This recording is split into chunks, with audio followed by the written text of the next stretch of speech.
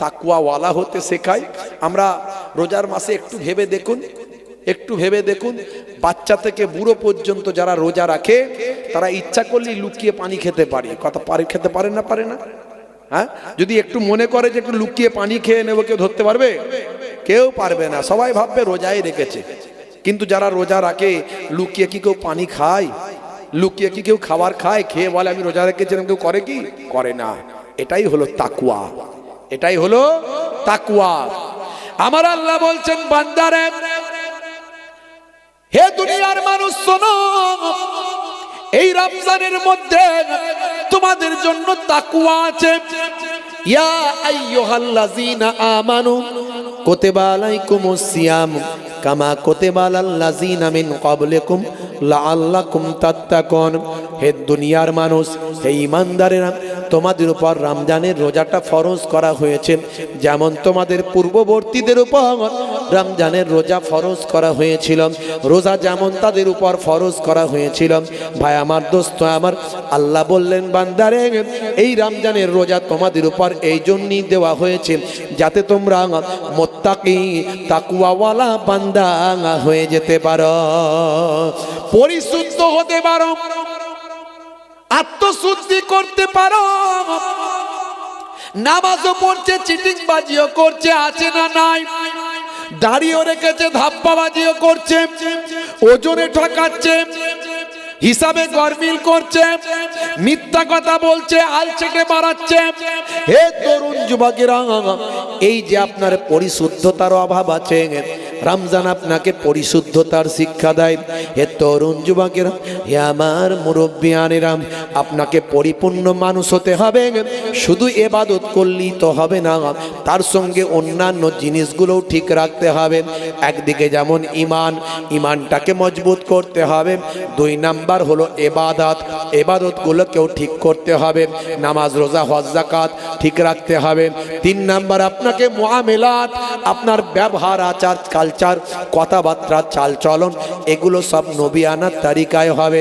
এই যে হে তরুণ যুবকেরা, এইভাবে আপনার নিজের জীবনকে পরিশুদ্ধ করবেন, পরিতৃপ্ত করবেন, পরিশুদ্ধ করবেন।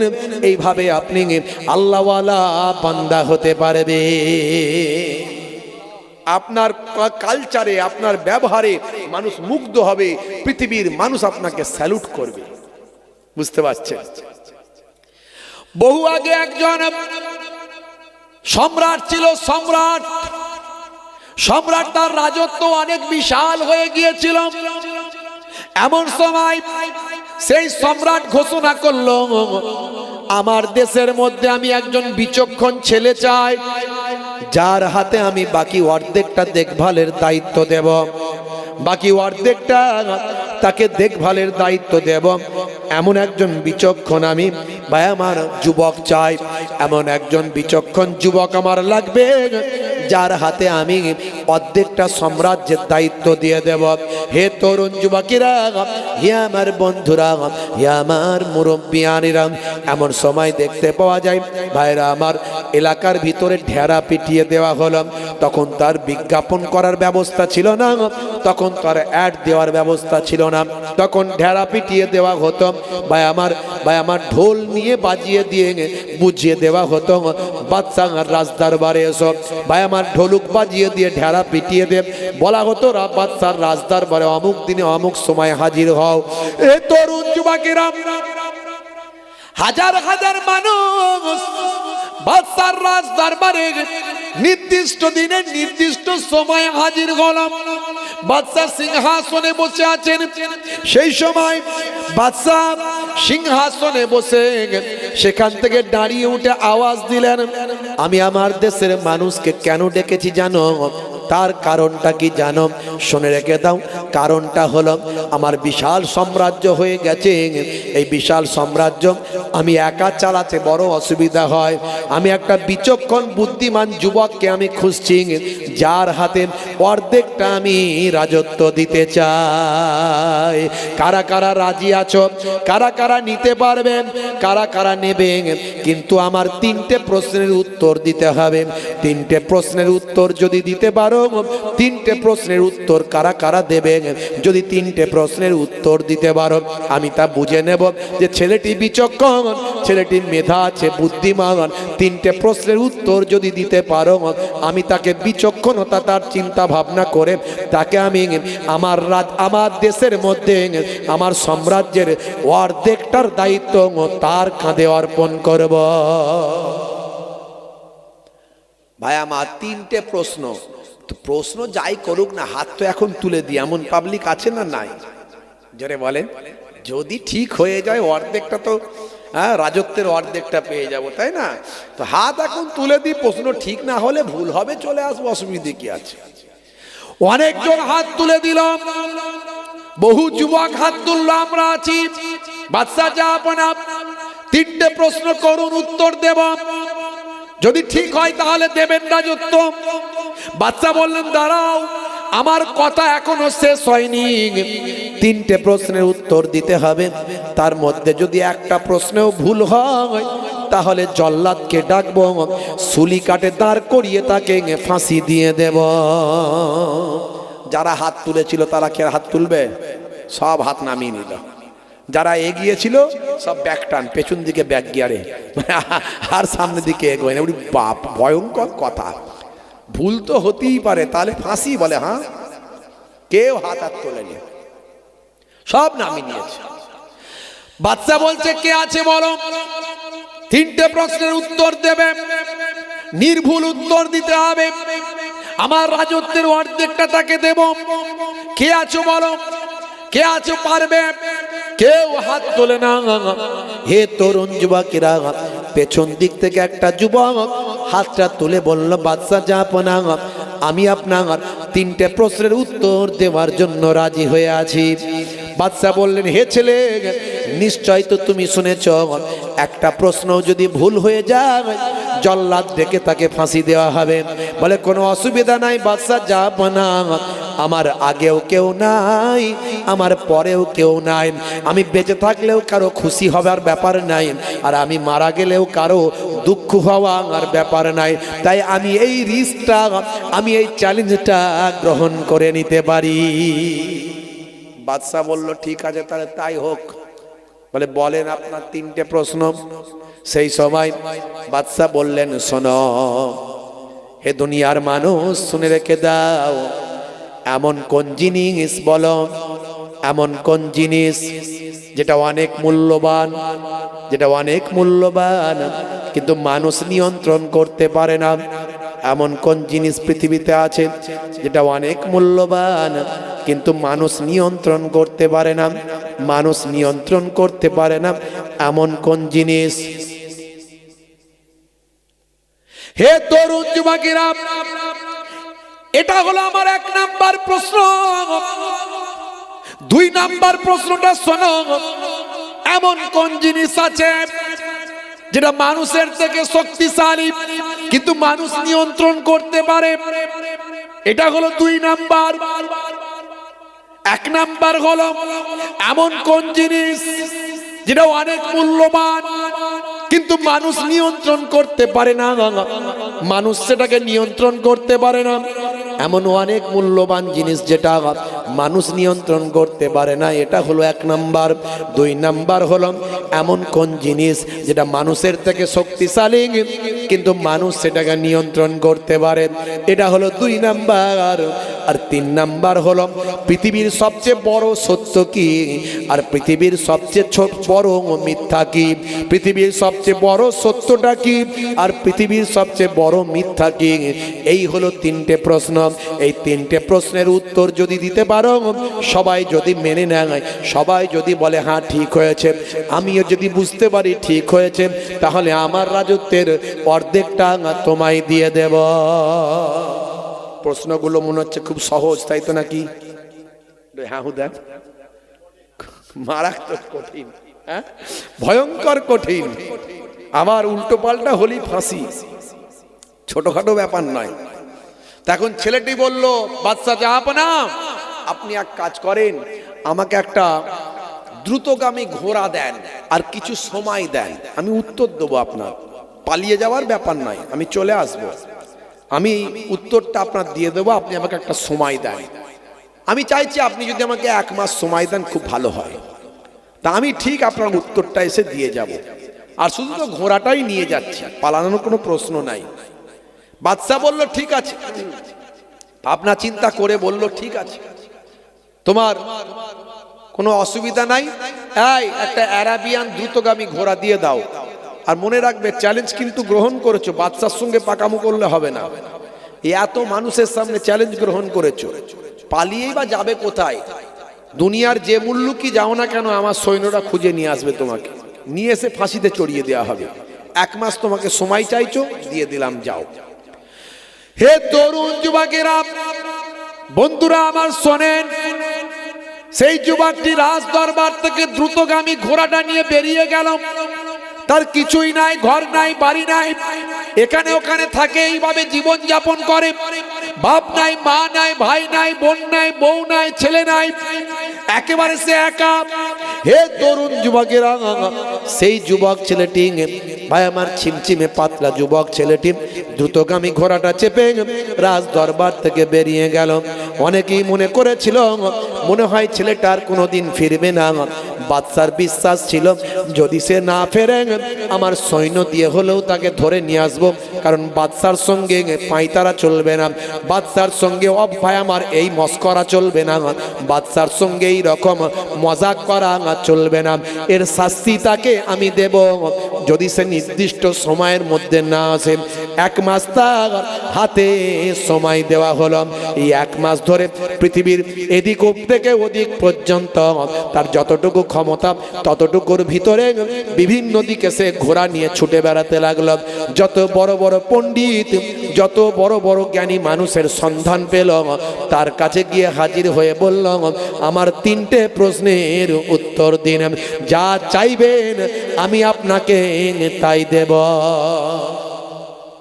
বড় বড় বিজ্ঞ পণ্ডিত জ্ঞানীগণী মানুষেরা প্রশ্ন শুনে মাথা খারাপ, বলে এর প্রশ্নের আবার উত্তর কি দেবো রে বাবু, এ কি প্রশ্ন আর কি বা উত্তর হবে?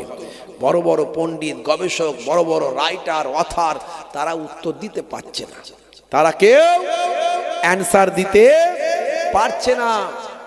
এবারে যত সময় কাছে আসছে, এবার ছেলেটি মরার ভয় পাচ্ছে। এতদিন বুক ফুলিয়ে বলছিল আমার আগেও কেউ নাই, পরেও কেউ নাই, আমি বাঁচি আর মরি কি আছে। এখন মৃত্যুর সময় যত এগিয়ে আসছে, মানে সময় যত কাছাকাছি হয়ে যাচ্ছে, এবারে কিন্তু সত্যি সার বুকটা ডিপ ডিপ করছে, মনে হয় আমার আর বাঁচা হবে না। আর বাবিত কোথায় পালাবো, বাচ্চা ঠিক ধরে নিয়ে আসবে।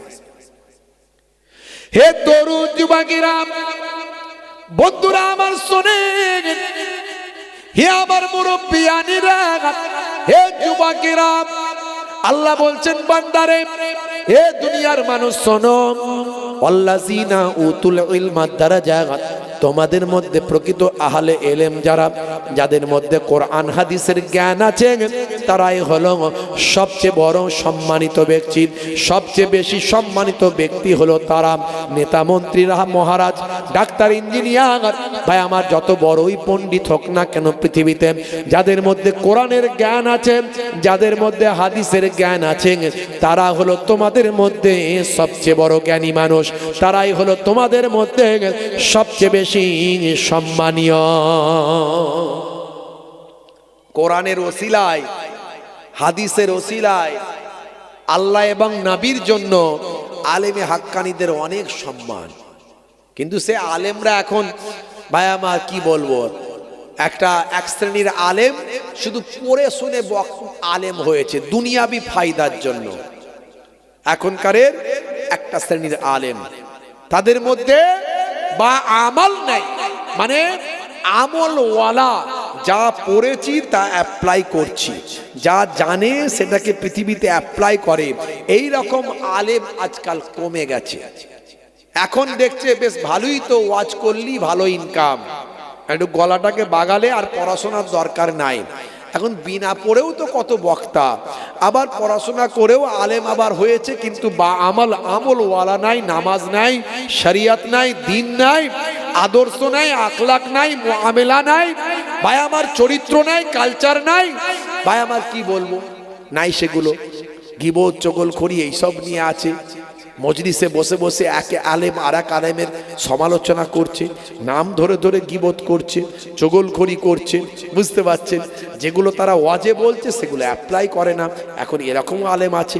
আবার অরিজিনাল হাক্কানি আলেমও আবার আছে যারা হলো নবীদের ওয়ারিস। জোরে বলুন সুবহানাল্লাহ।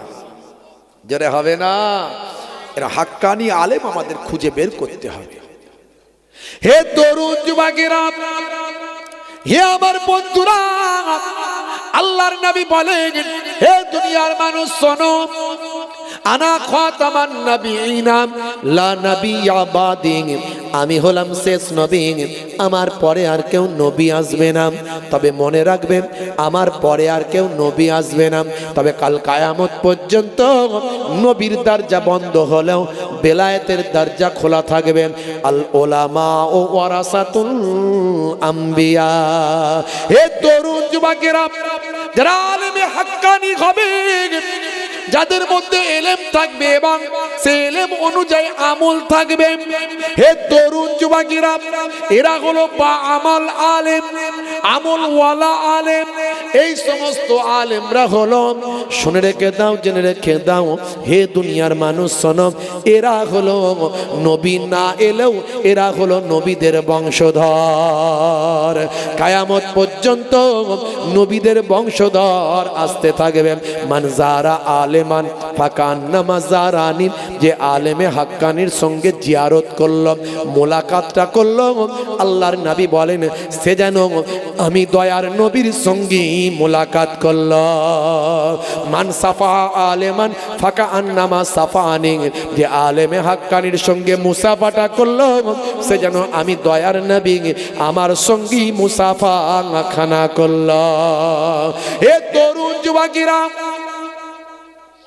হে আমার বন্ধুরা, হে আমার মুরব্বিয়ানেরা, আল্লাহর নবী বলেন, মান যারা আলিমান ফাকান্নামা যারানি, মান সাফা আলিমান ফাকান্নামা সাফানি, মান জালাসা আলিমান ফাকান্নামা জালাসানি, যে আলেমে হাক্কানির মজলিসে গিয়ে বসলো, আলেমে হাক্কানির মজলিসে গিয়ে বসলো, সে যেন আমি দয়ার নবী আমারই মজলিসে এসে বসলো। ভাইরা আমার, তরুণ যুবকেরা আমার, মুরব্বিয়ানিরা আমার, শুনে রেখে দিন বাবা, জেনে রেখে দিন বাবা। হে মুসলমান, আল্লাহর কোরআনের এলেমের অনেক দাম, নবীর হাদিসের এলেমের অনেক দাম। সন্তানদেরকে আলেম বানান, সন্তানদেরকে হাফেজে কোরআন বানান। আমি তাই গর্ব করে বলি, 24 পরগনা ছিল বলে পশ্চিমবঙ্গের প্রত্যেকটা কম বেশি মসজিদে 24 পরগনার আলেম হাফিজরা সেখানে গিয়ে মুসলমানদের দিন শেখাচ্ছে। 24 পরগনা আছে বলে সবচেয়ে বেশি, পশ্চিমবঙ্গের সবচেয়ে বেশি 24 পরগনায় আলেম হাফিজের আল্লাহ কারখানা বানিয়েছে। আর এখান থেকেই সবচেয়ে বেশি আলেম হাফিজ, যারা বলেন সুবহানাল্লাহ। আল্লাহ করে প্রত্যেকটা ঘরে একটা করে আলেম হাফিজ তৈরি করুন। অনেক মর্যাদা, অনেক সম্মান, অনেক আল্লাহ ইজ্জত দিয়েছেন আলেম হাফিজদের। তারা হলো সবচেয়ে বেশি সম্মানিত ব্যক্তি, যারা বলেন সুবহানাল্লাহ। ভাইরা আমার, তরুণ যুবকেরা আমার, হে আমার মুরব্বিয়ানেরা, কোরআনের এলেমটাই হলো সবচেয়ে বড় এলেম, হাদিসের এলেমটা হলো সবচেয়ে বড় এলেম। কোরআনের মধ্যে কি নাই ভাই আমার? সাহিত্য আছে, কোরআনের মধ্যে আছে গ্রামার, কোরআনের মধ্যে আছে সাহিত্য, কোরআনের মধ্যে আছে ম্যাথামেটিক্স, কোরআনের মধ্যে আছে ফিজিক্স, কোরআন মাজিদের মধ্যে আছে সায়েন্স, কোরআন মাজিদের মধ্যে আছে ফিলোসফি, কোরআন মাজিদের মধ্যে আছে হিস্ট্রি। কোরআন মাজিদের মধ্যে কি না? হে তরুণ যুবকেরা, কোরআন মাজিদ একটা কিতাব, সেই কিতাব থেকে ব্যাখ্যা করে সেখান থেকে তার নির্যাসটাকে বের করার জন্য এক একটা অধ্যায় তৈরি হয়েছে, এক একটা ইনস্টিটিউট তৈরি হয়েছে। কোরআন মাজিদকে সামনে রেখে একটা ব্যাখ্যার লাইব্রেরি হয়েছে, ব্যাখ্যার একটা ইনস্টিটিউট হয়েছে। ভাই আমার, সেটা হলো তাফসীর ডিপার্টমেন্ট, একটা ডিপার্টমেন্ট হয়ে গেছে, একটা ইউনিভার্সিটি হয়ে গেছে, একটা ইনস্টিটিউট হয়ে গেছে, একটা ভাই আমার পাঠ তৈরি হয়েছে। হে তরুণ যুবকেরা, কোরআন মাজিদের ভিতরে যে হিসাব নিকাশ আছে হে যুবকেরা, সেখান থেকে ম্যাথামেটিক্স তৈরি হয়েছে ভাই আমার, ল তৈরি হয়েছে, হিসাব নিকাশ তৈরি হয়েছে, ফারাইজ তৈরি হয়েছে ভাই আমার। তরুণ যুবকেরা, আমার মুরব্বিয়ানেরা, বন্ধুরা আমার, তরুণ যুবকেরা আমার, মুরব্বিয়ানেরা, শুনে রেখে দিন বাবা ভাই আমার, দোস্ত আমার, পিতার সম্পত্তি থেকে পুত্র কতটা পাবে, কন্যা কতটা পাবে, নিখুঁত হিসাব সেখানে দেওয়া আছে কোরআন মাজিদ থেকে ভাই আমার। সেখানে একটা ডিপার্টমেন্ট হলো ফারাইজের ডিপার্টমেন্ট, অর্থাৎ অঙ্কের হিসাবের ডিপার্টমেন্ট, ম্যাথের ডিপার্টমেন্ট, ফারাইজের ডিপার্টমেন্ট তৈরি হয়ে গেল। হে তরুণ যুবকেরা, পুত্র কতটা পাবে, কন্যার কন্যা কতটা পাবে ভাই আমার, দোস্ত আমার, এই যে সম্পত্তির হিসাব নিকাশ ভাই আমার একটা ম্যাথ ডিপার্টমেন্ট তৈরি হলো। হে যুবকেরা, হে আমার বন্ধুরা, কোরআন মাজিদকে সামনে রেখে ল সেকশন তৈরি হলো, আইন বিভাগ তৈরি হলো, বিচারক হলো, কাজী হলো ভাই আমার। হে যুবকেরা, হে আমার মুরব্বিয়ানেরা, শুনে রেখে দিন বাবা, জেনে রেখে দেন, কোরআন মাজিদকে সামনে রেখে কোনটা হারাম, কোনটা হালাল, কোনটা জায়েজ, কোনটা না জায়েজ, কোনটা চলবে, কোনটা চলবে না, কোন কাজটা করা যাবে, কোনটা করা যাবে না, এইভাবে একটা ইসলামিক ল সেকশন তৈরি হয়ে গেল। আলাদা একটা ইউনিভার্সিটি হলো, আলাদা একটা দপ্তর তৈরি হলো, আলাদা একটা ভাই আমার আলাদা একটা সেক্টর তৈরি হয়ে গেল। হে যুবকেরা, হিস্ট্রি তো আছেই, লুত নবীর জামানার ইতিহাস, হুদ নবীর জামানার ইতিহাস, ইব্রাহিম নবীর জামানার ইতিহাস, মুসা নবীর জামানার ইতিহাস, ইতিহাসের ডিপার্টমেন্ট তৈরি হলো, একটা ইতিহাসের একটা সেকশন তৈরি হয়ে গেল। বিজ্ঞান সায়েন্স যদি খোঁজেন, সায়েন্সের ডিপার্টমেন্ট তৈরি হলো কোরআন মাজিদকে সামনে রেখে। হে তরুণ যুবকেরা, উদাহরণ একটা দিক, বেশি উদাহরণ আপনাদের মাঝখানে দেব না। হে যুবকেরা, বন্ধুরা আমার, শোনেন, 1450 বছর আগে সূরার নাম সূরা নাবা, আয়াত নাম্বার হলো 10। এই 10 নাম্বার আয়াতে যাবেন, আমার আল্লাহ বলছেন, হে দুনিয়ার মানুষ শোনো, আমি আল্লাহ তাআলা তোমাদের জন্য ঘোষণা করি, ওয়া জাআলনাল লাইলা লিবাসা, রাতকে আমি তোমাদের জন্য পোশাক বানিয়ে দিয়েছি। পোশাকের কাজ ঢেকে রাখা না ফাঁকা রাখা? আপনারা সবাই কি বলেন? ফাঁকা রাখা কেউ বলছে না তো। পোশাক কি করেছে? শরীরকে ঢেকে রেখেছে। আল্লাহ বলছেন, রাতকে তোমাদের জন্য পোশাক বানিয়েছি। তার মানে রাতের বেলা তুমি এমন ভাবে থাকবে, রাত যেন তোমাকে ঢেকে রাখে। জোরে হবে না? জোরে হবে না। আর ডাইরেক্ট নবী পাকও বলেছেন, যখন তুমি ঘুমাতে যাবে আলোটা বন্ধ করে দেবে, মানে অন্ধকারে ঘুমাবে। 1450 বছর আগের কথা ভাবুন। আমি এত কথা বলছি তো একটা উদাহরণ দিচ্ছি, সব উদাহরণ দিতে পারবো, কিন্তু সে সময় তো আমার নাই। অল্প কথা বলতে হবে, কাজ অনেক বেশি, তাই না? অল্প কথায় অনেক কথা বোঝাতে হবে। এখনো 3টে প্রশ্নের মধ্যে দিয়ে যে কি আছে সেটা তো পরে বোঝাতে হবে। তো প্রশ্ন আছে রেখে দিয়েছি, তার মাঝখানে সময় খুব কম, আমাকে আবার অনেক কথা বলতে হবে। শুধু তো আমি 3টে প্রশ্নের উত্তর দিয়ে চলে গেলাম, আপনি সকালবেলা ও কি আজ হলো হুজুর 3টে প্রশ্ন শুধু উত্তর দিয়ে চলে গেল, হয়তো ওর মধ্যে অনেক কিছু আছে। তার পারিপার্শ্বিক আবার ডাইরেক্ট অনেক কিছু বোঝাতে হবে, আপনাকে কথা বলতে হবে। কেন আপনি কোরআন মাজিদ পড়বেন? কেন পৃথিবীর মানুষ কোরআনের পিছনে ছুটছে? কেন ক্যাসিয়া স্কেলের মতো মানুষ, গ্যারি মিলারের মতো মানুষ, জেনিফারের মতো মানুষ কোরআন মাজিদ পড়ে কোরআনে মুক্ত হলো? অনেক কথা, একটা উদাহরণ দিচ্ছি। উদাহরণ অনেক আছে আমার, কিছু কম বেশি 50টা এমন উদাহরণ দিতে পারবো, আমার হৃদয়ে রাখা আছে কম বেশি। ভাইরা আমার, রাতের বেলা আল্লাহ বললেন, রাতকে তোমাদের জন্য পোশাক বানিয়েছি। পোশাকের কাজ হলো শরীরকে ফাঁকা রাখা, তাই তো নাকি? হ্যাঁ হুদান বলছে হ্যাঁ। বলছি পোশাকের কাজ শরীরকে ফাঁকা রাখা, বলছে হ্যাঁ। ও আজ শুনছেন তো নাকি? শরীরকে ঢেকে রাখা, তাই তো নাকি? হ্যাঁ। তো যাই হোক, পোশাকের কাজ শরীরকে ঢেকে রাখা। নবীও বললেন, অর্থাৎ রাতকে তোমাদের জন্য পোশাক বানিয়েছি, মানে রাতের বেলা এমন ভাবে থাকবে, রাত যেন, অন্ধকার যেন তোমাদের ঢেকে রাখে, তার মানে অন্ধকারের ভিতরে থাকবে। আর ডাইরেক্ট নবী পাক সাল্লাল্লাহু আলাইহি ওয়াসাল্লাম এই ব্যাখ্যাগুলো আরো ক্লিয়ার করে দিয়েছেন, হাদিসের মধ্যে আরো ব্যাখ্যাগুলো ক্লিয়ার হয়েছে। এই জন্য কোরআনের ব্যাখ্যা হাদিস বলা হয়। কোরআনের সবচেয়ে বড় ব্যাখ্যা হলো হাদিস। তো আল্লাহর নবী বললেন, যখন ঘুমাতে যাবে লাইটটা বন্ধ করে দেবে। 1450 বছর আগের কথা এগুলো। আরবের মানুষ তখন কেমন ছিল আমি প্রথমেই বলার চেষ্টা করেছি। কোরআন মাজিদ কবে এসেছে? 1450 বছর আগে। আরবের মানুষ তখন অন্যায় অত্যাচার পাপাচারে লিপ্ত। তাদের মধ্যে এসব কথাবার্তা তো আসার কথা না হয়, তাদের মধ্যে এই চিন্তা ভাবনা তো আসার কথা নয়। এ তরুণ যুবকেরাম 1450 বছর আগে আল্লাহ বললেন রাতকে পোশাক বানিয়েছি, অর্থাৎ পোশাকের কাজ হলো ঢেকে রাখা। রাতের বেলা এমন ভাবে থাকবে রাত যেন তোমাদের ঢেকে রাখে। হে যুবকেরা, হে আমার মুরব্বিয়ানিরা, 1450 বছর আগে নবী বললেন যখন ঘুমাতে যাবে লাইটটা বন্ধ করে দেবেন। 1450 বছর আগে কোনো প্যাথোলজি ছিল না, কোনো আল্ট্রাসাউন্ড ছিল না, ইউএসজি মেশিন ছিল না, ইকোকার্ডিওগ্রাফি মেশিন ছিল না, বা আমার স্টেথিস্কোপ, ব্যারোমিটার, থার্মোমিটার ছিল না, কোনো বাবা গুগল ছিল না, কোনো বাবা এআই ছিল না। 1450 বছর আগে আর্টিফিশিয়াল ইন্টেলিজেন্স ছিল না, কোনো নাসা ছিল না, ইসরো ছিল না, বা আমার 3G 4G 5G 6G ছিল না। হে তরুণ যুবকেরা, 1450 বছর আগের কথা আজকের বিজ্ঞানের গবেষণা হলো, এই 21শ শতাব্দীতে বিজ্ঞানের ডেভেলপমেন্ট হলো। হে তরুণ যুবকেরা, বিজ্ঞানীরা গবেষণা করে দেখলো রাতের বেলা যদি অন্ধকারের ভিতরে ঘুমানো হয় মাথার পেছন সাইড থেকে একটা হরমোন নিঃসৃত হয়। এই হরমোনটার নাম হলো মেলাটোনিন হরমোন।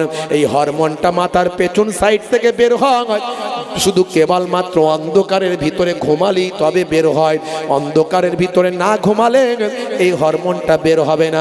এটা হলো স্পেশাল হরমোন। হে তরুণ যুবকেরা, এই স্পেশাল হরমোনটা এর নাম হলো মেলাটোনিন হরমোন।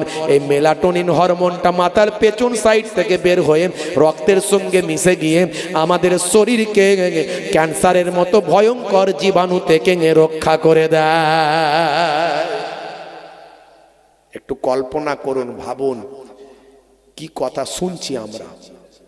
আজকে যেটা বিজ্ঞানের আবিষ্কার হলো 1450 বছর আগে কোরআনে সে কথা আগেই আল্লাহ লিপিবদ্ধ করে দিলেন।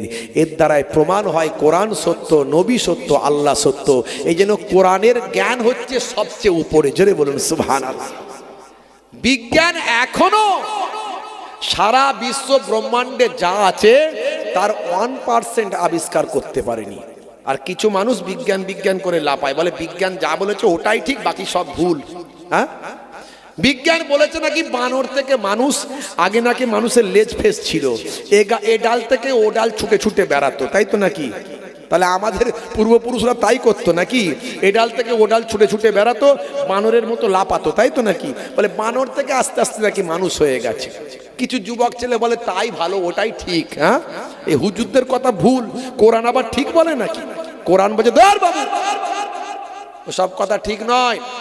আমার আল্লাহ তাআলা কম বেশি আজ থেকে 9000 বছর আগে পৃথিবীর বুকে বিনা পিতায় বিনা মাতায় আমার আল্লাহ কুদরতি ক্ষমতায় ভাই আমার প্রথম নিজের মাটির পুতলা থেকে, মাটি থেকে, পানি থেকে শুরু করে ভাই আমার আপনার বিভিন্ন রকম উপাদান দিয়ে, 5টা উপাদান দিয়ে আমার আল্লাহ প্রথম হযরতে আদম নবীকে পুতলা বানিয়েছিলেন। সেই পুতলা তৈরি আজও হয় দেখবেন রাস্তাঘাটে, কিন্তু রূহ নাই। আমার আল্লাহ রূহ দান করে আদম নবীর নাকের ভিতর থেকে শরীরের ভিতরে রূহটাকে দিলেন। পরবর্তীকালে অনেক ঘটনা, সেই রূহটা দিয়ে আমার আল্লাহ আদম নবীর জন্মদান করে দিলেন। জোরে হবে না ভাইরা আমার? জান্নাতে তৈরি করেছিলেন আমার আপনার নবী হযরতে আদম আলাইহিস সালাতু ওয়াস সালামকে। আদি পিতা পৃথিবীর বুকে আমার আল্লাহ পাঠালেন আজ থেকে কম বেশি 9000 বছর আগে, জান্নাত থেকে বের করে দিলেন। ইতিহাস বলছে। হে তরুণ যুবকেরা, হে আমার বন্ধুরা, এই জন্য কোরআনের ইলম সবচেয়ে বড় ইলম। হে যুবকেরা, সেই কোরআনের জ্ঞান একটু অর্জন করুন। বাচ্চা বেলা একটু সন্তানদের কোরআনের ইলম দিন, কোরআনের জ্ঞান দিন। তারপর আপনার ছেলেটাকে ডাক্তার করুন, মাস্টার করুন, বা আমার হায়ার এডুকেটেড করুন, আইএস আইপিএস WBCS অফিসার করুন। এই কয়েকদিন আগে আপনারা দেখেছেন হায়দ্রাবাদের ছেলেটা, নাম হলো মুস্তাফা হাসমি, বাচ্চা বেলায় হাফেজে কোরআন হয়েছিল, আল্লাহর কোরআন মাজিদটা মুখস্থ করেছিল। তারপর তার মেধা, তার ভাই আমার স্মরণ শক্তি, তার তীক্ষ্ণ ব্রেন আমার আল্লাহ এত মজবুত করেছিলেন, প্রথম চান্সেই সে মেডিকেলে চান্স পেলাম এবং খুব সহজে ডাক্তার হয়ে গিয়েছিলাম। MBBS ডাক্তার হওয়ার পরে তার মনে হলো, তার কনফিডেন্স এত বেড়ে গেল, বয়স অল্প অবস্থায় হাফেজ হয়েছেন, আবার ডাক্তারও হয়েছেন। এবার তার মনে হলো আমি IPS অফিসার হব, WBCS পরীক্ষা দেব। হে তরুণ যুবকেরা, হে আমার মুরব্বিয়ানেরা, এক চান্সে WBCS পরীক্ষা দিয়ে তিনি IPS অফিসার হয়ে গেলেন। ঝাড়খণ্ডের মতো জায়গায় সেখানে তিনি পোস্টিং থেকে মানুষের খেদমত করছেন, সমাজের খেদমত করছেন, অসহায় মানুষদের সেবা করছেন, নবীর আদর্শ মানুষের কাছে ছড়িয়ে দিচ্ছে। কোরআনের এলেম আপনাকে উচ্চ জায়গায় পৌঁছে দেবে। শুধু আপনি ইমাম সাহেব হওয়ার জন্য কোরআন শিখবেন তা নয়, কোরআন শিখবেন ভাই আমার পৃথিবীর শ্রেষ্ঠ মানুষ হওয়ার জন্য। কোরআন আপনাকে সে জ্ঞান দেবে, এলেম দেবে। আজকে পৃথিবীর বড় বড় ভাই আমার জায়গায় কোরআন নিয়ে গবেষণা হচ্ছে, নবীর আদর্শ নিয়ে গবেষণা হচ্ছে। ভাইরা আমার, তরুণ যুবকেরা আমার, মুরব্বিয়ানেরা আমার, সেই কোরআন মাজিদ আপনার আমার পরিপূর্ণ জীবন ব্যবস্থা। ঘুম থেকে ওটা থেকে ঘুমাতে যাবেন, একদম ফার্স্ট আর্লি থেকে ইন্ডিং পর্যন্ত, একদম স্টার্টিং থেকে ইন্ডিং পর্যন্ত, শুরু থেকে শেষ পর্যন্ত, সকালে ঘুম থেকে ওঠে ঘুমাতে যাওয়া পর্যন্ত, এই যে আপনার 24 ঘন্টা আপনি কিভাবে কাটাবেন, কিভাবে চলবেন, প্রত্যেকটা সময় কিভাবে কাটাবেন, সব কোরআন এবং হাদিসের মধ্যে লিপিবদ্ধ আছে। পৃথিবীর আর কোন কিতাবে আছে আমাকে বলার, আর কোন গ্রন্থে আছে আমাকে বলেন। কেসিয়াস স্কেলে বলেছিলেন, শোনো, আমি বিশ্ব হেভিওয়েট 3 বার চ্যাম্পিয়ন, মুষ্টিযোদ্ধায় 3 বার চ্যাম্পিয়ন।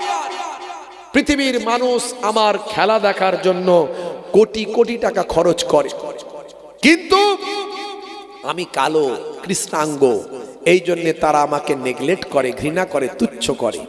আমার মনে বড্ড কষ্ট ছিল, কিন্তু আমি যখন পড়তে পড়তে পেলাম মহানবী সাল্লাল্লাহু আলাইহি ওয়াসাল্লাম 1450 বছর আগে তার একজন ফলোয়ার শিষ্য ছিল আমার মতো কালো, আমার থেকেও বড় কালো, তো তার বিয়ে হচ্ছিল না।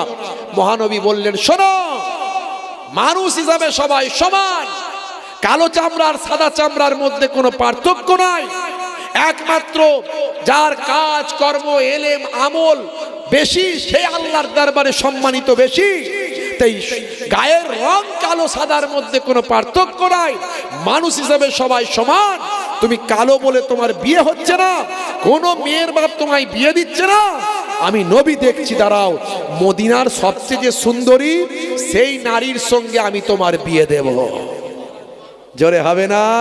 আর পৃথিবীর মানুষকে এই মেসেজ দেব, ইসলামে কালো আর সাদার কোনো পার্থক্য নাই।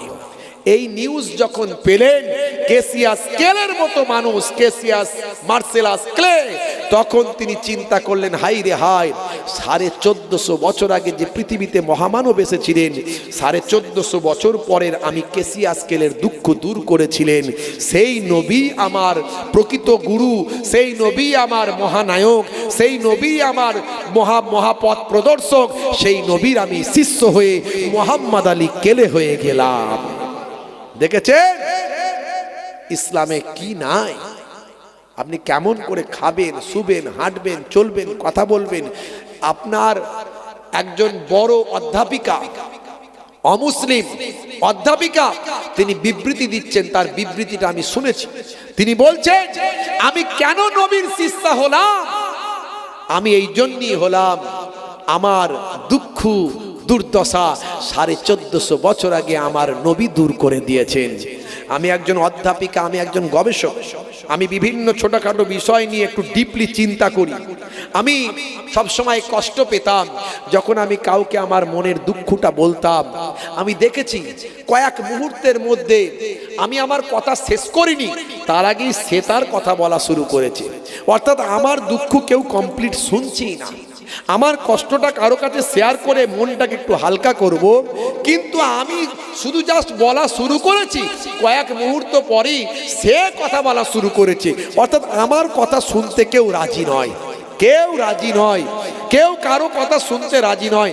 আপনি একটু দেখবেন আপনার মনের কথা কাউকে শোনান, ভাই জানিস তো শরীরটা একদম ভালো নয়, মন মানসিকতা একটু খারাপ, পরিস্থিতিটাও খারাপ, একটু বলেন। সে তখন বলবে তোর কি শরীর খারাপ, তোর থেকে আমার বেশি শরীর খারাপ। মানে আপনার কথা তো পুরোটা শুনবি না, তার আগে নিজের কথা বলা শুরু করে দেবে। এইরকম মানুষ আপনি পাবেন না যে কমপ্লিট আপনার কথাটা সে শুনবে, অন্তত একটা সময় পর্যন্ত শুনে আপনাকে স্বস্তি দেবে।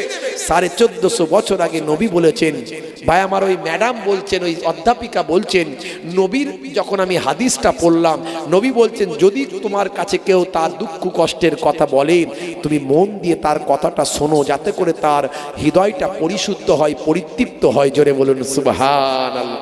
আমি পড়ে মুগ্ধ হলাম, আমি জেনে মুগ্ধ হলাম, আমি বিশ্বাস করলাম যে নবী সামান্য আমার এই দুঃখের কথাও খবর রেখেছেন, সেই নবী তো আমার পথ প্রদর্শক হবেন, তিনিই তো মহানায়ক মহাগুরু হবেন। আমি তার শিষ্যত্ব গ্রহণ করেছি।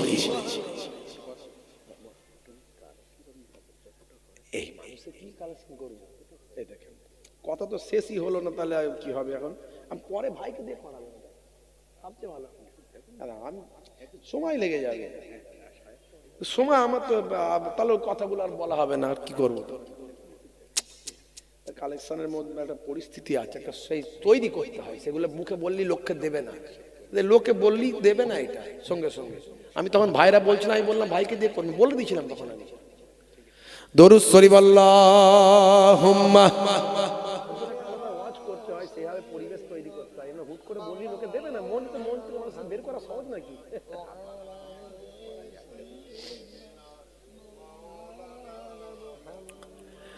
হাজারো ব্যথা বেদনার পরে ফিরে আসুনি তুমি আপন ঘরে, দিনের আলো তুমি ছড়িয়ে দিতে চলে গেলে মদিনায় মক্কা ছেড়ে।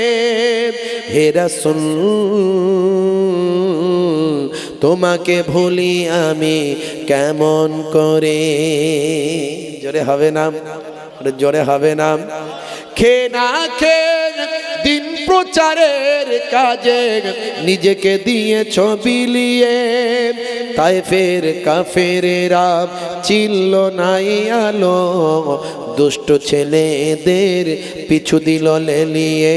পাথরের আঘাতে ক্ষত বিক্ষত হয়ে সারা শরীর থেকে রক্ত ঝরে।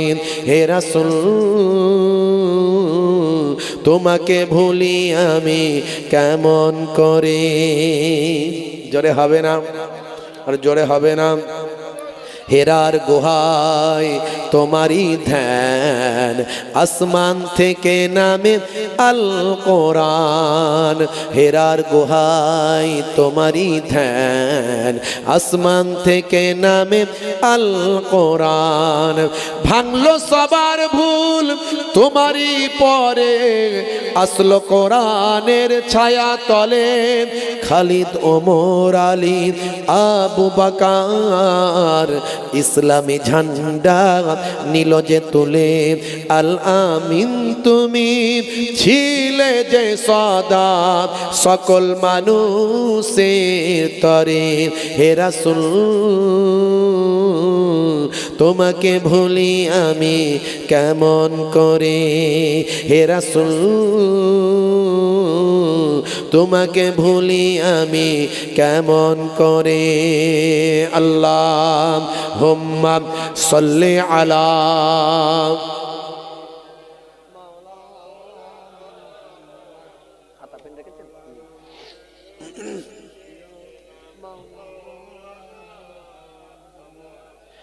হে তরুণ যুবকেরা, হে আমার বন্ধুরা, হে আমার মুরব্বিয়ানিরা, শুনে রেখে দিন বাবা, এমন সময় ছেলেটির হাতে সময় কম।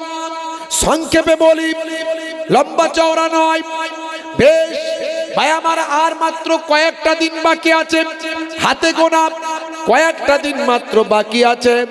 ছেলেটি ধরে নিল আমার প্রশ্নের উত্তর হয়তো কেউ দিতে পারবে না, আমি বড় ভুল কাজ করে ফেলেছি, কেন আমি চ্যালেঞ্জটা গ্রহণ করলাম?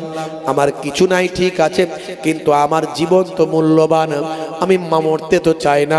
ছেলেটি বড় কষ্ট পেল, দুঃখ পেল, মরুভূমির উপর ভ্রান্তভাবে ঘুরতে শুরু করলাম।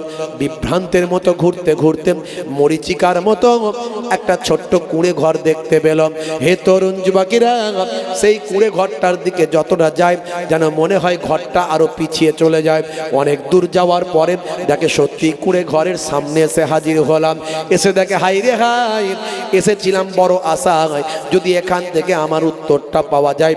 এসে দেখে একজন বৃদ্ধ মানুষ, একজন দরবেশ মানুষ, উস্কো খুস্কো চেহারা, কুঁড়ে ঘরের সামনে বসে বসে একটা পাত্রেতে তার দুধ আছে, সেই দুধটাই একবার বিড়ালকে খাওয়ায়, একবার নিজে সেখান থেকে খায়, একবার পোষা বিড়ালকে খাওয়ায়, একবার নিজে সেখান থেকে খায়। হায় রে হায়, বিড়ালের সঙ্গে যে খাবার খায় এরকম উস্কো খুস্কো মানুষ আমার প্রশ্নের উত্তর দিতে পারবে না। ঘোড়া থেকে নামতে গিয়ে মনে মনে করছে আর নামবো না, চলে যায় বলে আবার চলে যেতে যাচ্ছে। কিন্তু ওই দরবেশ মাথা নিচু করেই বসেছিলেন, সেখান থেকে আওয়াজ দিয়ে বলেন, হে যুবক, এলে যখন চলে যাচ্ছ কেন? নামো, কথা বলো, চলে যাচ্ছ কেন? বলে বাপরে বাপ, এ তো আমার দিকে ভালো করে তাকায়নি, কিন্তু দেখে নিয়েছে, বুঝে নিয়েছে, দেখি কি হয়, দেখি কি অবস্থা। বলে নামলো। নেবে ছেলেটি গিয়ে বলে, হে দরবেশ সাহেব, সালাম নেবেন। আদব জানালো, সালাম দিল, দিয়ে বলে, দরবেশ আমি বড় বিপদের মধ্যে আছি। সব কথা খুলে বলল। ভাইরা আমার, তরুণ যুবকেরা আমার, দরবেশকে জানালো, আমি বড় আশায় এসেছি দরবেশ সাহেব, যদি আমার 3টে প্রশ্নের উত্তর আপনি দিতে পারেন, আপনি যা চাইবেন আমি সেটা আপনাকে দেব। আমি অর্ধেকটা রাজত্বের আমি মালিক হয়ে যাব, তারপর সোনা দানা জায়গা জমি সম্পত্তি যা চাইবেন আপনাকে দেব। সেই সময় হে তরুণ যুবকেরা, দরবেশ সাহেব বলেন, শোনো, তোমার 3টে প্রশ্নের উত্তর আমি তো দিতে পারবো, কিন্তু আমি একসঙ্গে দেব না। তবে তোমাকে 3টে প্রশ্নের উত্তর যদি তুমি চাও, তোমাকে অনেক ত্যাগ স্বীকার করতে হবে, অপেক্ষা করতে হবে, সময় আরো বাড়াতে হবে। যাও যাও, তোমার 1 নাম্বার প্রশ্ন যেটা আছে তার উত্তরটা আমি বলে দিচ্ছি। এত সহজ প্রশ্ন পৃথিবীর কোনো মানুষ তোমাকে দিতে পারলো না। এত বড় বড় পণ্ডিতের কাছে গেছো, তারা কিন্তু দিতে পারলো না। শোনো, তোমার সহজ প্রশ্নের উত্তরটা আমি তোমাকে দিই। হে বাবা, ছেলে শোনো, তোমার 1 নাম্বার প্রশ্ন ছিল, এমন কোন জিনিস যে জিনিস খুবই মূল্যবান কিন্তু কেনা যায় না, কিন্তু কেনা যায় না, এত মূল্যবান জিনিস পৃথিবীর মানুষ কেউ তাকে কিনতে পারবে না, এটা কোন জিনিস? হে যুবক, শুনে রেখে দাও, যাও তোমার বাচ্চাকে গিয়ে বলবে, এই জিনিসটা হলো যা অনেক মূল্যবান কিন্তু কেনা যায় না, এটা হলো সময়, এটা হলো টাইম, এটা হলো ওয়াক্ত। যাও যাও যাও, যা গিয়ে তোমার বাচ্চাকে বলে দেবে, টাইম হলো অনেক মূল্যবান, সময় হলো অনেক মূল্যবান, কিন্তু সময়কে কেউ কিনতে পারে না। তখন ছেলেটি আনন্দিত হলো, আরে বাপ রে বাপ, আমার তো উত্তর সঠিক দিয়েছে। বলে, দরবেশ সাহেব, শুক্রিয়া শুক্রিয়া, ধন্যবাদ, আলহামদুলিল্লাহ, আপনি যা চাইবেন তাই আপনাকে দেব। তো আর 2টো বলেন। বলে আর 2টো হবে না। বলে সর্বনাশ, আর 2টো হবে না মানে? বলে হ্যাঁ, এই একটা গিয়ে আগে বলে তুমি বাচ্চার কাছ থেকে আরো টাইম বাড়িয়ে নাও, সময় বাড়িয়ে নাও। চলে গেল বাচ্চার কাছে, বাচ্চা সেখানে বসে আছেন। এতগুলো দিন পার হয়ে গেছে, ছেলেটি আসেনি। হে তরুণ যুবকেরা, হে আমার মুরব্বিয়ানিরা, সবাই আনন্দিত হলো। বাচ্চার সামনে গিয়ে সালাম দিয়ে আদব জানিয়ে বলল, বাচ্চা সালামাত, আপনার 1 নাম্বার প্রশ্নের উত্তর নিয়ে এসেছি। বলে কি উত্তর? বলে আপনি বলেছিলেন যে এত মূল্যবান, পৃথিবীর সবচেয়ে বেশি মূল্যবান, অথচ তাকে কেনা যায় না, কোনো মানুষ কিনতে পারে না। সবচেয়ে বেশি মূল্যবান জিনিস কিন্তু তাকে কেনা যায় না, সেটা কি? সেটা হলো সময়। আপনার অ্যান্সারটা হবে সময়, আপনার অ্যান্সারটা হবে টাইম। বাদশা সালামাত আনন্দিত হলো, তুমি ঠিক বলেছ। সবাই, সভা পরিষদের সবাই বলল ঠিক বলেছ। বাকি প্রশ্নের উত্তর কয়? বলে বাকি প্রশ্নের উত্তর কিছুদিন সময় লাগবে, আপনাকে আমার সময়টা কিছুদিন বাড়িয়ে দিতে হবে। বাদশা সালামত বলল, যাও যাও, তোমার সময় আরো কিছুদিন বাড়িয়ে দিলাম, অতদিন পর্যন্ত, এই টাইম পর্যন্ত তোমার সময় দেওয়া হলো। তবে মনে রাখবে, একটাও যদি উত্তর ভুল হয় ফাঁসি কাস্টে তোমায় ঝোলাবো। বাদশা বলল, ছেলেটির বুদ্ধি আছে, ঠিক উত্তর নিয়ে এসেছে বটে।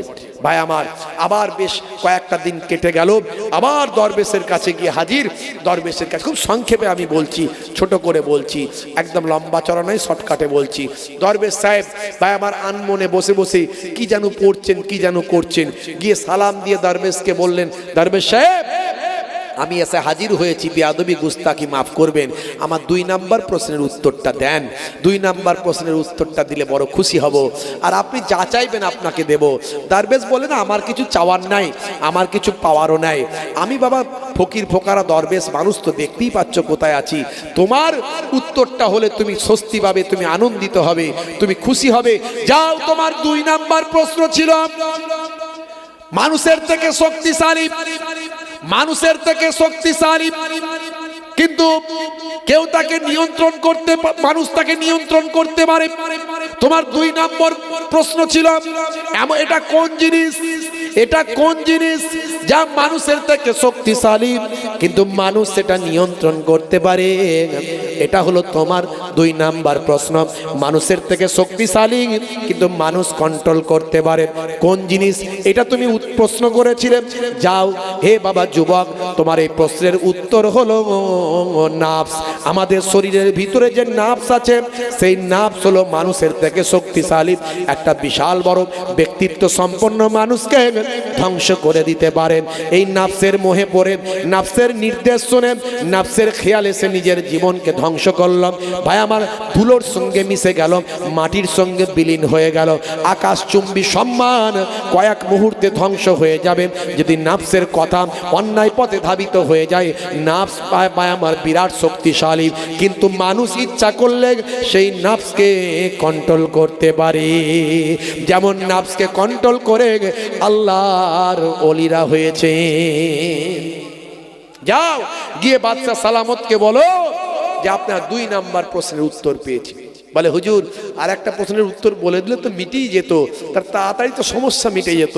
না, এত সহজে তুমি উত্তর পাবে না। আবার চলে গেল, আবার 2 নাম্বার প্রশ্নের উত্তর দিল, তারা সবাই খুশি হয়ে গেল। বাদশা সালামত খুশি হয়ে বললে, তুমি তো ঠিক বলেছো, এই ছেলের তো বুদ্ধি আছে, ট্যালেন্ট আছে, ঠিক কোথা থেকে উত্তর জোগাড় করে নিয়ে আসছে, মনে হয় অর্ধেকটা রাজত্ব তুমিই পাবে, মনে হয়। সেও খুব আনন্দিত হলো। ভাইয়েরা আমার, তরুণ যুবকেরা আমার, তবে মনে রেখো একটা প্রশ্ন বাকি আছে, ভুল হলে ফাঁসিতে ঝুলতে হবে। বাদশা সালামত আবার হুঙ্কার দিলেন, আবার দ্রুত গতিতেও ভাই আমার ওই অ্যারাবিয়ান ঘোড়া নিয়ে চলে গেলেন। আবার কয়েকটা দিন পরে আবার দরবেশের সামনে এসে দেখেন দরবেশ ভাই আমার আবার দুধটা এক চুমুক নিজে খাচ্ছেন, এক চুমুক তার পোষা বিড়ালকে খাওয়াচ্ছেন, এক চুমুক নিজে খাচ্ছেন, এক চুমুক তার পোষা বিড়ালকে খাওয়াচ্ছেন। এমন সময় বললেন, হে বাবা ছেলে, নামো, এখানে এসো, 3 নাম্বার প্রশ্নের উত্তর নিতে এসেছো। ঠিক আছে, উত্তর তুমি পাবে, কিন্তু উত্তর পাওয়ার আগে এই যে আমরা যে দুধ খাচ্ছি, এই দুধটা তুমি আগে ভালো করে খেয়ে নাও। তখন সে বলে, সর্বনাশ, এ বিড়ালের ঝুটোওয়ালা দুধ, এ তো কি রে দরবেশ মানুষ খাচ্ছে, এটা আমি কোনোদিন খেতে পারি? হ্যাঁ, এ বিড়ালের ঝুটোওয়ালা দুধ এবার খাওয়া যায় নাকি? বাইরে আমার, কিন্তু উপায় নাই, নাক মুখ টিপে এখন উত্তর নিতে হবে। এই চিন্তা করে ভাই আমার বিড়ালের ঝুটোওয়ালা দুধ নাক মুখ টিকে ভাই আমার খেয়ে নিল। খেয়ে নিয়ে মনটা বড় খারাপ, কি বিপদে পড়লাম, আজকে আমাকে এই রকম দুধ খেতে হচ্ছে, এই পশুর একটা পশুর দুধ, মুখ দেওয়া দুধ আমাকে খেতে হচ্ছে, কি ঘৃণা লাগছে। কিন্তু তারপরও হুজুর বললেন, দরবেশ বললেন, শোনো হে যুবক, শুনে রেখে দাও, তোমার মধ্যে আছে অহংকার, তোমার মধ্যে আছে তাকাব্বরি, তোমার মধ্যে আছে আমিত্ব, তোমার মধ্যে আছে লোভ, তোমার মধ্যে আছে লালসা। আমি তোমাকে একটা পশুর ঝুটা ওলা মুখ দেওয়া আমি দুধটা খাইয়ে তোমার ওই সমস্ত অন্যায়গুলো তোমার হৃদয় থেকে বের করার চেষ্টা করলাম। তবে শোনো, তুমি কিসের পিছনে ছুটছো, কিসের পিছনে ছুটছো? তোমার 3 নাম্বার প্রশ্ন ছিল, হে যুবক শোনো, পৃথিবীর সবচেয়ে বড় সত্য কি? পৃথিবীর সবচেয়ে বড় মিথ্যা কি? হে যুবক শুনে রেখে দাও, উত্তরটা নাও আর জীবনটা পরিবর্তন করো। উত্তরটা নাও আর জীবনটা পরিবর্তন করো। হে যুবক শুনে রেখে দাও, পৃথিবীর সবচেয়ে বড় সত্য হলো, পৃথিবীর সবচেয়ে বড় সত্য হলো মৃত্যু। তোমাকে মারা যেতেই হবে, তুমি যত বড়ই যাই হও না কেন তোমার মৃত্যু হবে। এটা হলো পৃথিবীর সবচেয়ে বড় সত্য। আর পৃথিবীর সবচেয়ে বড় মিথ্যা সেটা হলো জীবন। এই জীবনের লোভ লালসা, এই যে হায়াত, আরো চাই আরো চাই, আরো বড় হব, আরো মহান হব, আরো গাড়ি বাড়ির মালিক হব, এই জীবন তুমি পরিচালনা করছো। আজকে তুমি সাম্রাজ্যের মালিক হতে চাও, এই জীবন হলো সবচেয়ে বড় মিথ্যা। হে যুবক শোনো, তুমি সাম্রাজ্যের মালিক হয়ে যাও, কিন্তু তুমি মিথ্যার দিকে ছুটে চলেছ।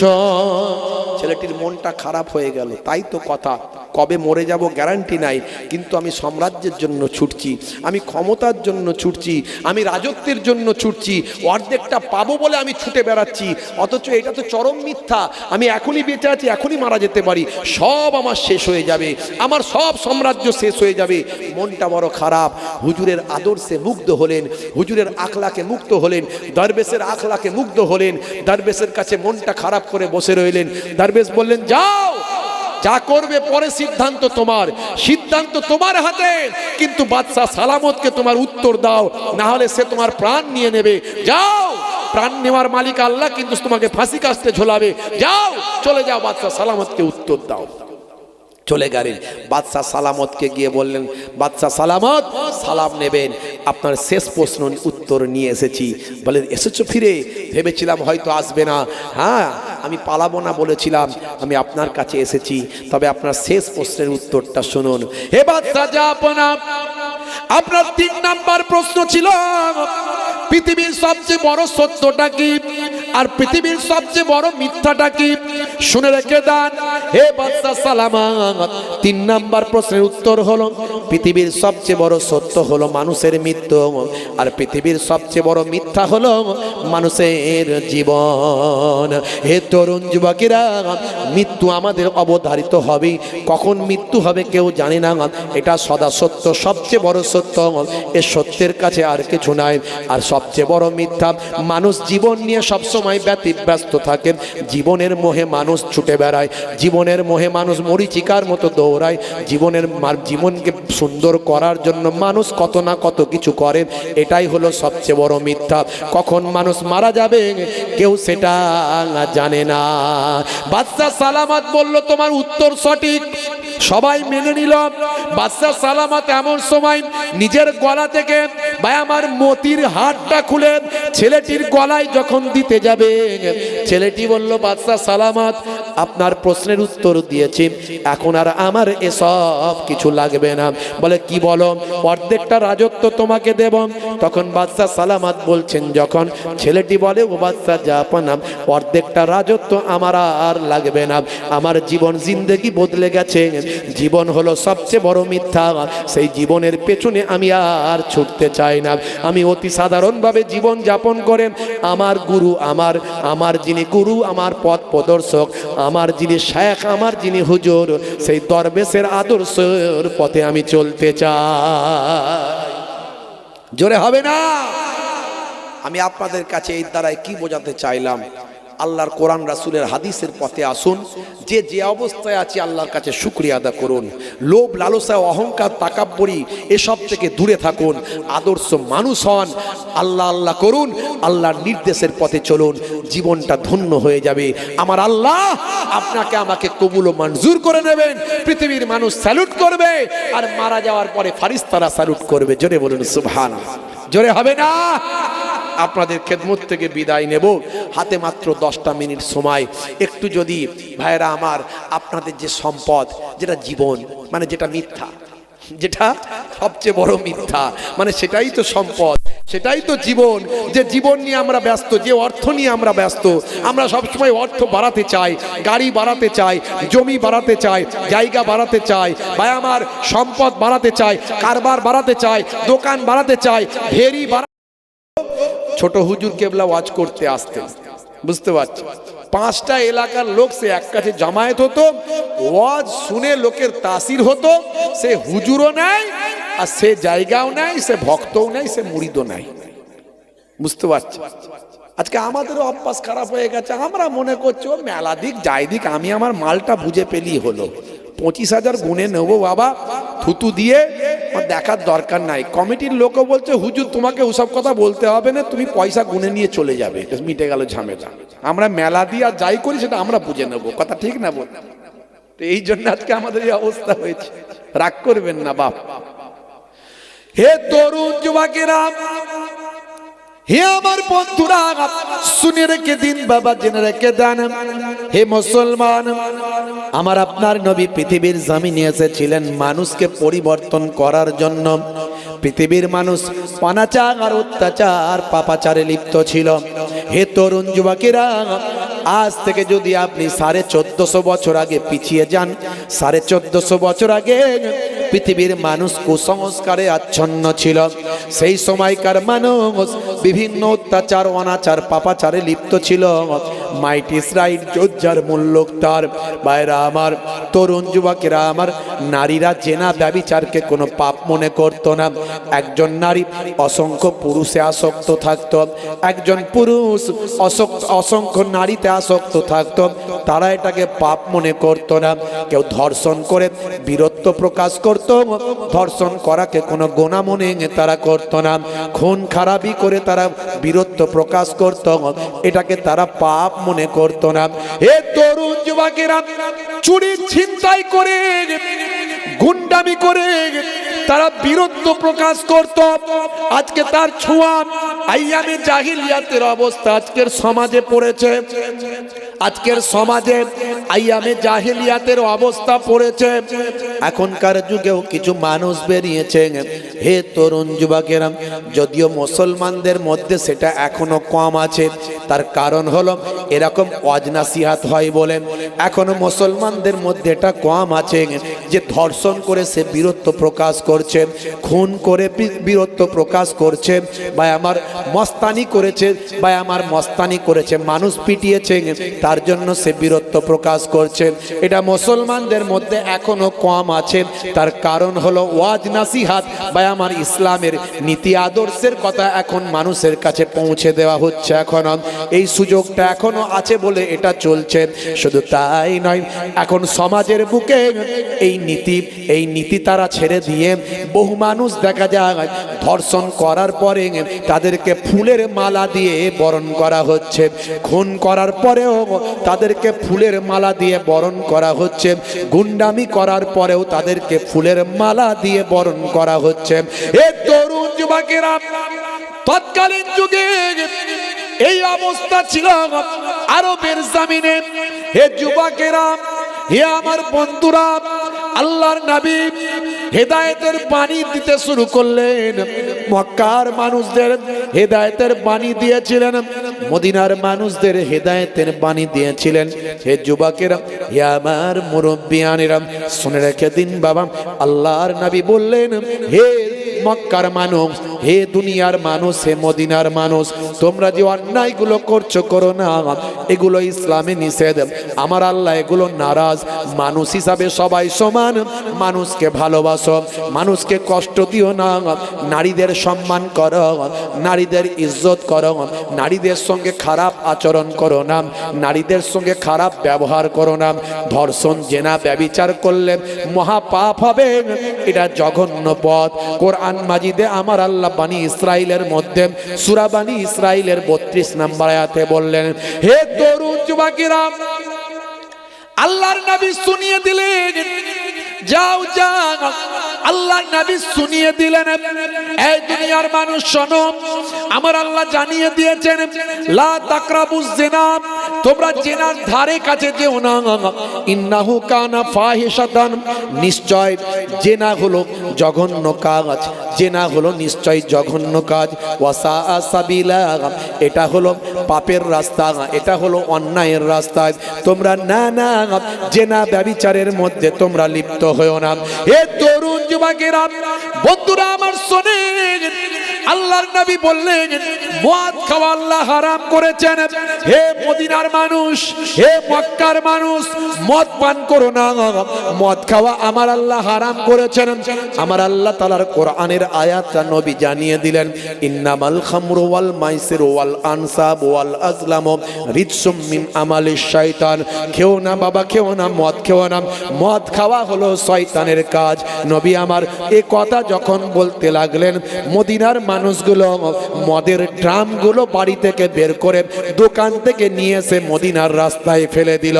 মদিনার রাস্তা ভিজে গেল, যেন মনে হলো আকাশ থেকে পানি হয়েছে। আল্লাহর নবীর এক কথায় তাদের জীবন জিন্দেগি পাল্টে গিয়েছিল। জোরে হবে না? এখন মুসলমান ভাবুন তো একটুখানি, এখনকার ছেলেরা মিলাদুন নবীতেও যায়, ওয়াজও শোনে, আবার রাত্রে 9টা বাজলে 3-4 বন্ধু মিলে আপনার এই ভেবিয়া চৌমাথায় গিয়ে, তালপুকুর মার্কেটে গিয়ে সোপের সামনে হাতটা গলিয়ে দিয়ে বলে, কাকা একটা লাল পানির বোতল চাই। বাঁশবাগানের ধারে, নদীর পারে, পুকুরের ধারে 3-4 বন্ধু মিলে যুক্তি করে মুরগির কষা, চানাচুর ভাজা দিয়ে খায়। আবার খাবার সময় বলে, জানিস না হুজুররা বলে কিছু খেলে বিসমিল্লাহ বলতে হয়। বিসমিল্লাহ বলেছিস? খাচ্ছে মদ, বেটা বলছে বিসমিল্লাহ বলে খা। বুঝতে পারছেন ভাইরা আমার, তরুণ যুবকেরা আমার। আবার যদি কেউ বলে, হ্যাঁ রে শুনলাম নাকি তুই মদ খেয়েছিস, মদ কে বললো মদ খেয়ে? মেডিকেল জুস বল, মেডিকেল জুস, ডাক্তার খেতে বলেছে, শরীর স্বাস্থ্য ভালো হবে। এসব মদ নাকি? সব দেখছিস না কত শোরুমে বিক্রি হয়, সব গ্রিল লাগানো, শাটার লাগানো, হাইফাই দোকানে, স্ট্যান্ডার্ড সব লাইটিং করা, সেখানে ওটা মদ নাকি? মদ তো সেই নদীর গাবালে তৈরি হতো, আগুন দিয়ে পুড়িয়ে পচিয়ে এইসব করে, ওগুলো বলে মদ। এটা হচ্ছে মেডিকেল জুস বল, ভালো ভাষায় বল, মডার্ন নাম, এটা মডার্ন নাম। এটা মদ বলে না, এটা মেডিকেল জুস বলে।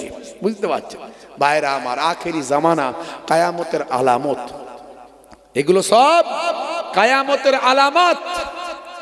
তোমার বুকে রাখো আল্লাহরই ভয়, আসবে না কোনো দিন কোনো পরাজয়, আসবে না কোনো দিন কোনো পরাজয়। জোরে হবে না সুবহানাল্লাহ? আমাকে লাগবে না, আপনি মুরব্বী মানুষ, আপনারই কে সেবা করে, আপনি এবার আমার সেবা করছেন। ভালো আরাম করে দরুদ শরীফ আল্লাহুম্মা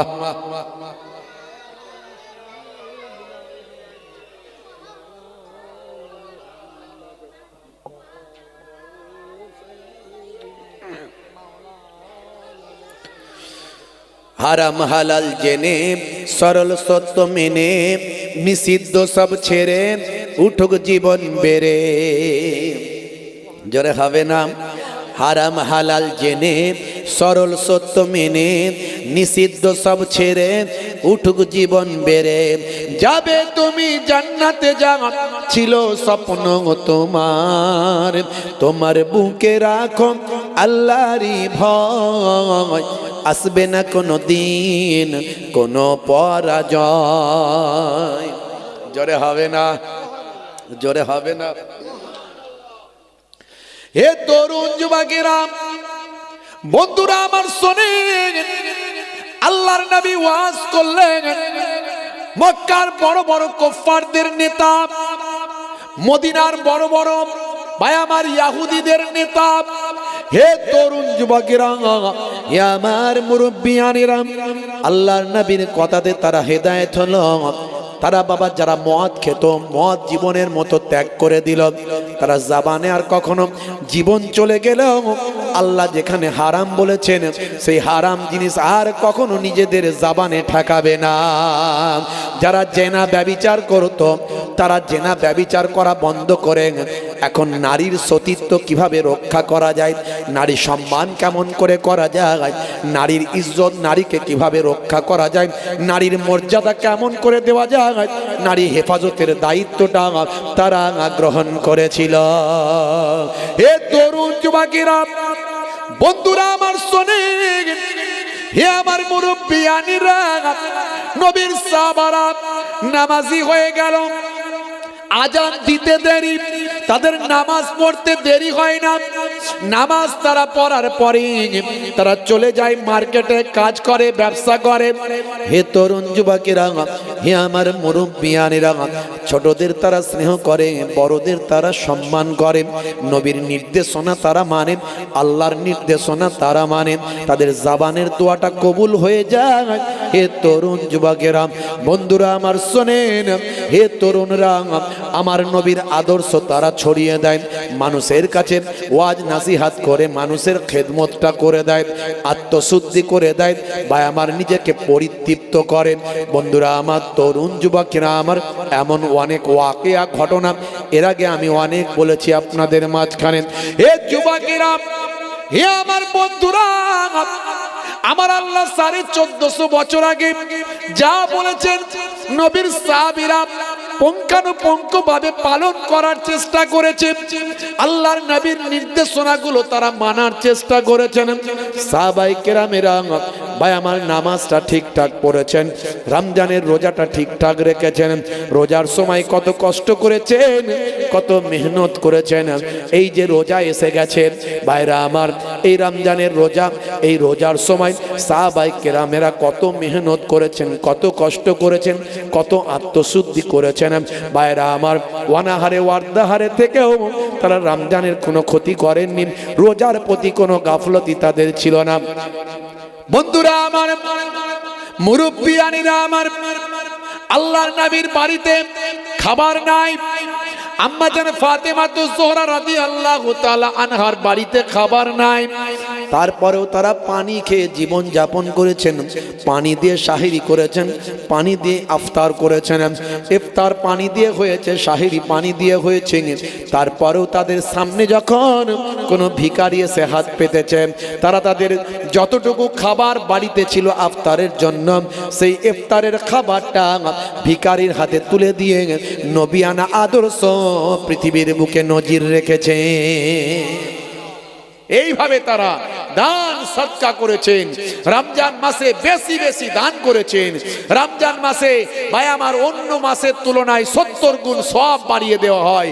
একটা ভাই আমার নফল ইবাদত, সুন্নতের সওয়াব, একটা সুন্নত ইবাদত ফরজের মতো সওয়াব আল্লাহ দান করে দেন। জোরে বলুন সুবহানাল্লাহ। আর একটা ফরজ ইবাদত 70টা ফরজ ইবাদতের সমান করে দেন।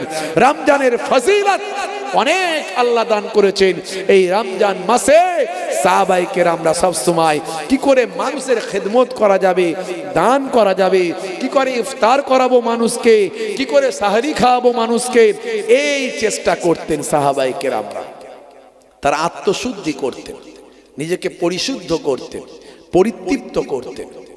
হে তরুণ যুবকেরা, বন্ধুরা আমার শোনেন, হে যুবকেরা, হে আমার মুরব্বিয়ানেরা, 1450 বছর আগের কথাগুলো, সাহাবীদের আখলাকগুলো, সাহাবায়ে কেরামদের চরিত্রগুলো, কোরআনের নির্দেশনা, হাদিসের নির্দেশনাগুলো আজকে বাবা ভাইরা আমার, কেসিয়াস কেলের মতো মানুষ, টাইসনের মতো মানুষ, গ্যারি মিলারের মতো মানুষ, জেনিফারের মতো মানুষ, মাইকেল জ্যাকসনের মতো মানুষ, মিস্টার ডিউ ডেভিসের মতো মানুষ, মিস্টার ব্রেইলের মতো মানুষ।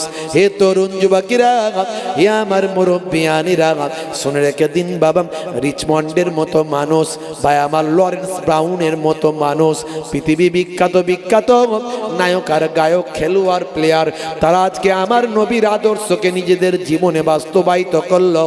নবীর জীবন, নবীর আদর্শকে নিজেদের জীবনে বাস্তবায়িত করে পৃথিবীর বুকে সেরা মানুষ হয়ে গেল।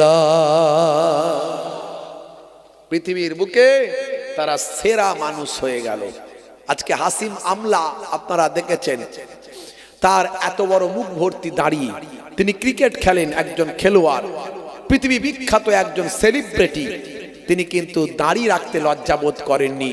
তিনি বুঝিয়ে দেন পৃথিবীর মানুষকে, আমি আমার নবীর সুন্নতটা, দাড়িটা রেখেছি। আমি যখন পানি পান করেন মিস্টার হাসিম আমলা, ভাই আমার ইংল্যান্ডের অলরাউন্ডার ক্রিকেটার, যখন পানি পান করেন মাঠেতে, হাঁটু গেড়ে বসে পানি পান করে পৃথিবীর মানুষকে দেখিয়ে দেন, আমি নবীর সুন্নতের তরিকায় পানি পান করছি। নামাজের টাইম হলে, নামাজের সময় হলে তিনি ঠিক নামাজটা পড়ে নেন। নামাজ তিনি কাজা করেন না, কোনো কারণে কাজা হলেই পরে আবার পড়ে নেন, কিন্তু নামাজ তিনি ছাড়েন না।